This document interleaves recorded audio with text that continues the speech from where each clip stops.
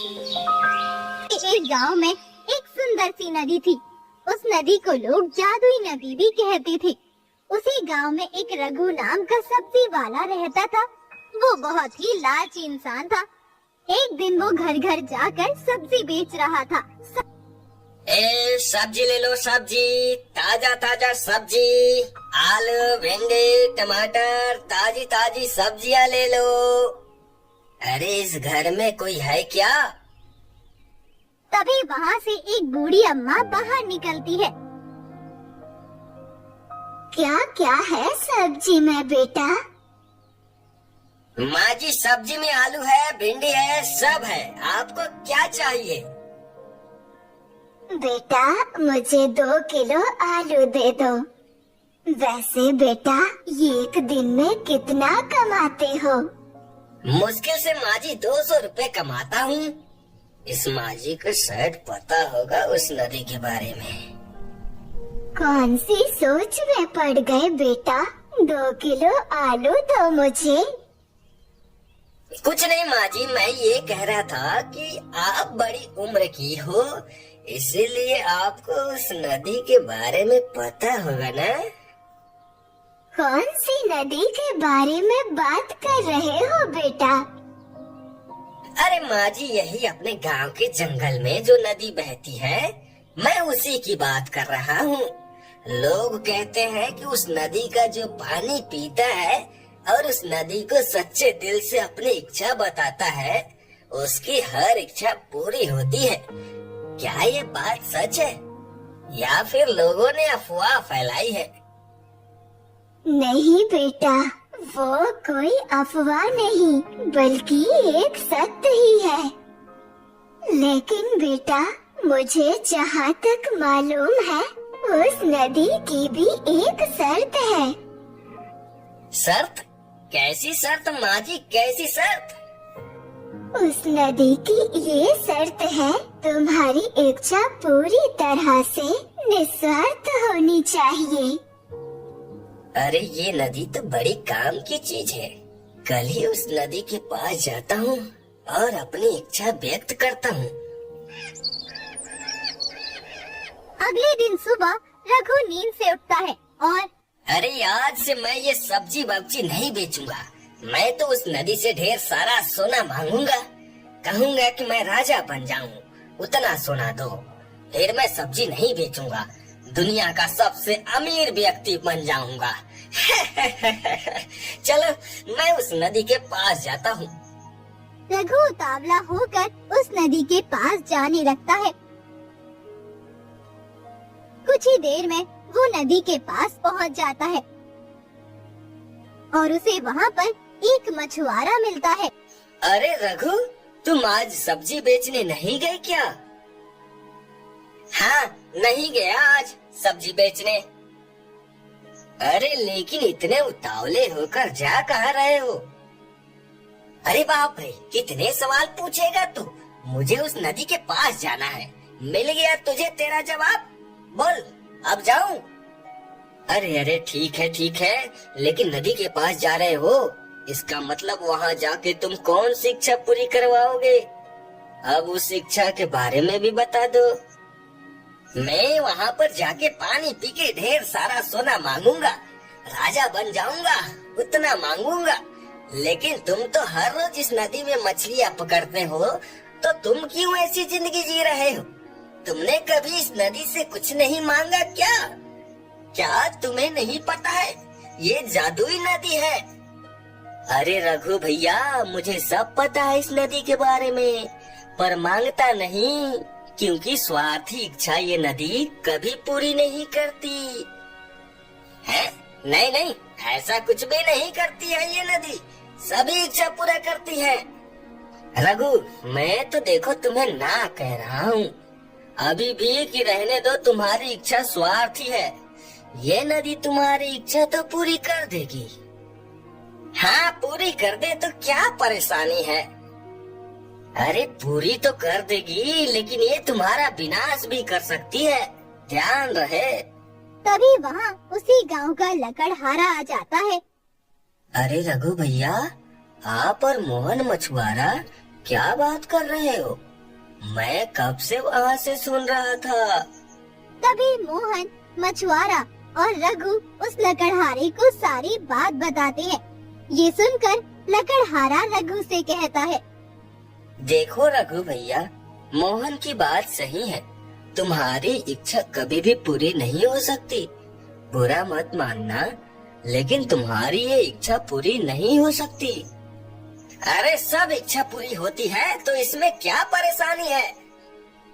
रघु भाई, आपकी इच्छा लालच से और स्वार्थ से भरी हुई है, इसलिए आपकी इच्छा पूरी नहीं हो सकती। आप समझने की कोशिश कीजिए, इससे आपका विनाश भी हो सकता है। हाँ, ये कार्य आप मत कीजिए, इससे आपकी जान को भी खतरा हो सकता है। हम दोनों तो आपको ना ही कह रहे हैं, कृपया आप ऐसा मत कीजिए। अबे बस करो तुम दोनों अपनी बकबक। मुझे तो लगता है कि तुम दोनों को जलन हो रही है। नहीं नहीं रघु, हमें इस बात से कैसी जलन होगी, बल्कि हमें तो तुम्हारी चिंता हो रही है। हमें जलन क्यों होगी भला? अरे जलन ही तो होगी, क्योंकि मैं इस नदी से इच्छा मांगूंगा, उससे मुझे ढेर सारा सोना मिलेगा। इसलिए तो तुम दोनों को जलन हो रही है। तुम लोग ये फालतू की बात छोड़ो और मुझे वहाँ नदी से अपनी इच्छा बताने दो। मछुआरे और लकड़हारे की लाख कोशिश करने के बाद भी रघु नहीं मानता और वे लालच में आकर उस नदी का पानी पीने लगता है। पानी पीने के बाद वो नदी से कहता है, नदी नदी, मेरी इच्छा सुनो। मुझे तुम्हारा पानी पीने से आनंद मिला। अब मुझे तुम ढेर सारा सोना दो, ताकि मैं इस दुनिया का सबसे अमीर व्यक्ति बन जाऊं। मुझे राजा से भी अधिक सोना दो। कुछ देर हो जाती है, लेकिन नदी में से कुछ भी बाहर नहीं निकलता। तभी मछुआरा रघु से बोला, देखा रघु, हमने मना किया था ना कि ऐसा मत करो, इससे तुम्हारी इच्छा पूरी नहीं होगी। ये सब रहने दो और सब्जी बेचने जाओ। इतना कहकर वे दोनों हंसने लगते हैं और रघु को ये देखकर गुस्सा आ जाता है। तभी कुछ ही देर के बाद नदी में से एक बहुत ही ज्यादा तेज रोशनी निकलने लगती है। उसी के साथ नदी के चारों ओर सोना निकलने लगता है, बहुत ही चमकीला सोना। देखते ही देखते चारों ओर बड़े बड़े सोने के ढेर निकलने लगते हैं। ये देखकर वे तीनों ही चौंक जाते हैं। रघु खुशी के मारे चिल्लाने लगता है, अरे वाह, अरे वाह भाई वाह, मुझे तो मजा आ गया। अरे ये सपना है कि सच? वाह नदी वाह, मुझे प्रसन्न कर दिया। देखा तुम दोनों ने, तुम दोनों तो मुझे ना कह रहे थे ना। रघु खुशी के मारे पागल होकर झूम उठता है। ये देखकर मोहन मछुआरा और लकड़हारे से कहता है, देख रहे हो, ये तो कुछ चमत्कार हो गया है। मुझे लगता है कि हमें भी इस नदी से इच्छा मांगनी चाहिए। मुझे तो अपनी आंखों पे विश्वास ही नहीं हो रहा है। बाप रे, कितना सारा सोना। मुझे लगता है हमें भी इस नदी से कुछ इच्छा मांगनी चाहिए, ताकि हमें भी ऐसा ही धन मिल जाए। मछुआरा और लकड़हारा भी लालच में आ जाते हैं। तभी ही रघु पर अचानक से सोने की परत चढ़ने लगती है और उसे बहुत ही दर्द होने लगता है।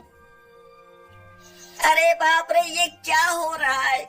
मेरे पैरों में तो सोने की परत चढ़ने लगी और बहुत ही दर्द हो रहा है। कोई मुझे बचाओ।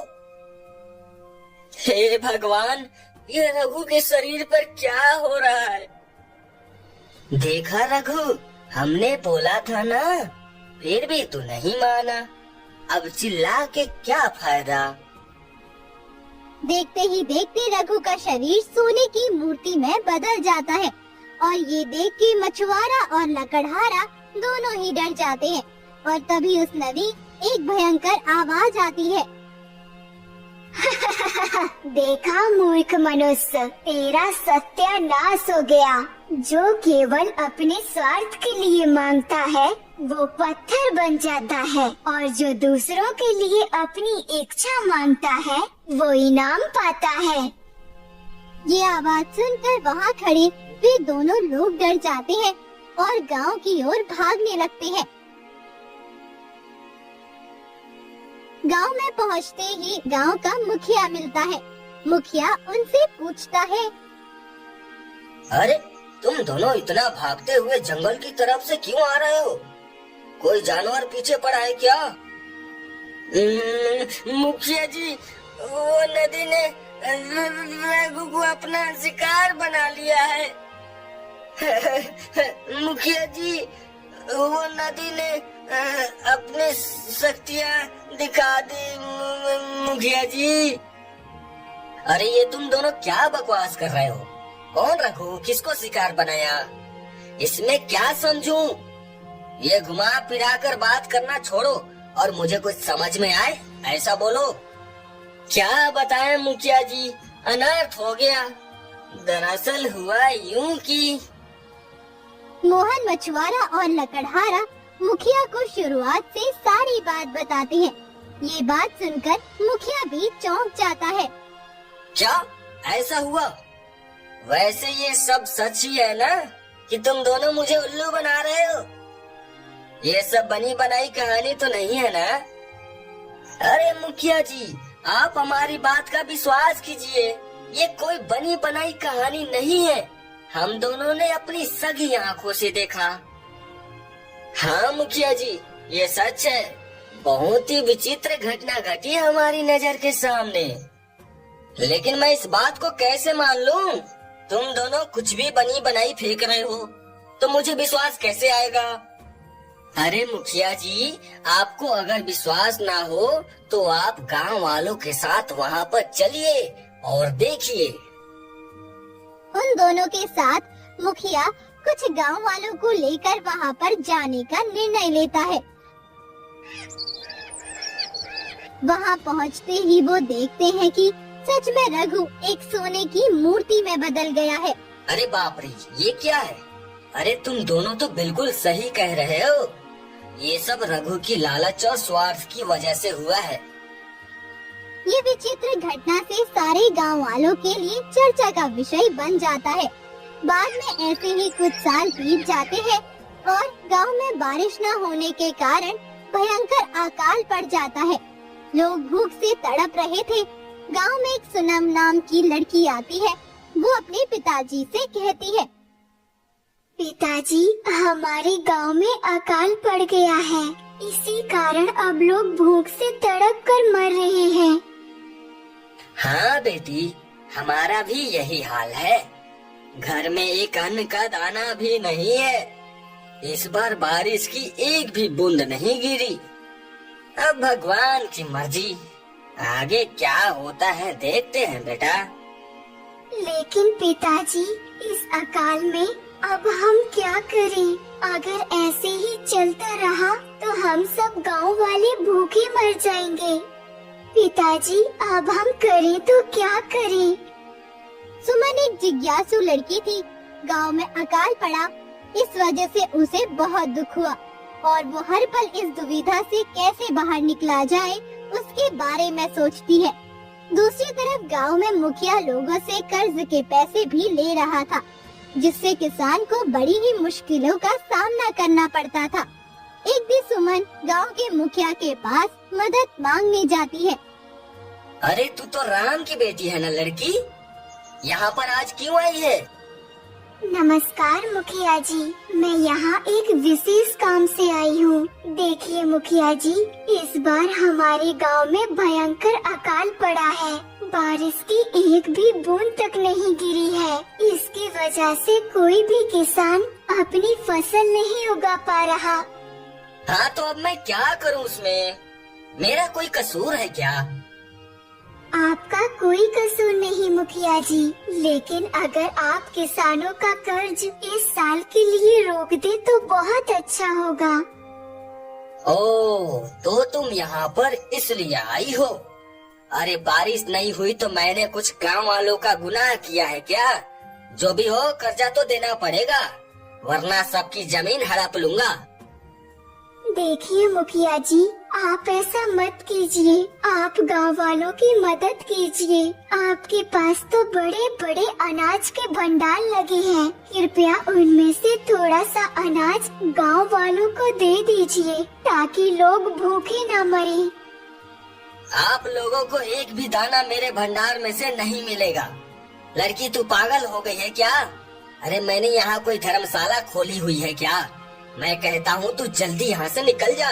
इस तरह मुखिया दुर्व्यवहार करके सुमन को अपने घर से निकाल देता है। सुमन बेचारी दुखी होकर वापस अपने घर आ जाती है। घर आते ही उसके पिता उससे कहते हैं, बेटी, फसल का एक भी दाना इस बार नहीं हुआ और वो मुखिया भी कर्ज के पैसे मांग रहा है। कहाँ से दे हम पैसे? हाँ पिताजी, उस बात की तो चिंता है, लेकिन अब कर भी क्या सकते हैं हम। मैंने भी मुखिया जी से बात की, लेकिन वो मानने के लिए तैयार ही नहीं है। अकाल का रूप धीरे धीरे बढ़ रहा था। लोग भूख से तड़प रहे थे और एक तरफ सुमन को गांव वालों की ये हालत देखी नहीं जा रही थी। वो मन ही मन सोच रही थी। तभी उसके मन में एक ख्याल आ जाता है। अरे, लोग उस नदी के बारे में कहते हैं कि वो जादुई नदी है और अपनी इच्छा बताने से वो इच्छा पूरी कर देती है। मैं इसके बारे में पिताजी से पूछती हूँ। पिताजी, क्या लोग उस नदी के बारे में जो कहते हैं वो सब सच है क्या? हाँ बेटा, वो सच है। वहाँ उस नदी का पानी पीकर जो भी इच्छा मांगते हैं वो पूरी हो जाती है। सच में पिताजी? तो हम जो भी इच्छा मांगेंगे वो पूरी हो जाएगी? नहीं बेटा, हमारी इच्छा पूरी निस्वार्थ होनी चाहिए, तो ही पूरी हो सकती है। वरना हम भी हमारे गांव के वो रघु सब्जी वाले की तरह एक मूर्ति में बदल सकते हैं। अभी भी वहाँ पर उसकी मूर्ति उस चीज का प्रमाण है। अब जो भी होगा वो देखा जाएगा, लेकिन मुझे उस नदी से इच्छा मांगनी है। अगले ही दिन सुमन जंगल के घने रास्ते से उस नदी की ओर जाने लगती है। जंगल का रास्ता बहुत ही घना और डरावना था, लेकिन सुमन निडर होकर जंगल में जाने लगती है। थोड़ी देर बाद वो उस नदी के पास पहुंच जाती है। वाह, कितनी प्यारी नदी है। देख करके तो मन खुश हो जाता है। चलो इस नदी से अब मैं अपनी इच्छा व्यक्त करती हूँ। सुमन अपने दोनों हाथों से पानी पी के उस नदी से कहती है, मुझे आपका पानी पीकर तो आनंद आ गया नदी माता। कृपया आप मुझे स्वार्थी न समझें। मैं यहाँ कोई धन या माया के लालच में नहीं आई हूँ। मैं तो इसीलिए आई हूँ कि हमारे गांव में अकाल के कारण लोग भूखे मर रहे हैं। हे नदी माता, अगर मेरा मन सच्चा है तो मुझे खाने के लिए अनाज दे, ताकि मैं वो अनाज गांव वालों को खिला सकूं। कुछ देर के लिए तो नदी से कोई भी उत्तर नहीं आता और सन्नाटा पड़ जाता है। तभी नदी में से एक अजीब सी रोशनी निकलती है और बाद में अनाज के ढेर लगने शुरू हो जाते हैं। ये देख सुमन को बहुत खुशी मिलती है। ये तो सच में अनाज निकलने लगे। वाह नदी माता, मैं आपका कैसे शुक्रिया करूं? मुझे तो समझ ही नहीं आ रहा। तभी नदी में से एक आवाज आती है, तुमने निस्वार्थ भाव से अपने सच्चे मन से गांव वालों के लिए इच्छा मांगी है, इसीलिए मैं तुमसे प्रसन्न हुई और इसीलिए ये लो तुम्हारा इनाम। और अब से 2 दिन बाद तुम्हारे गांव में बारिश भी होगी।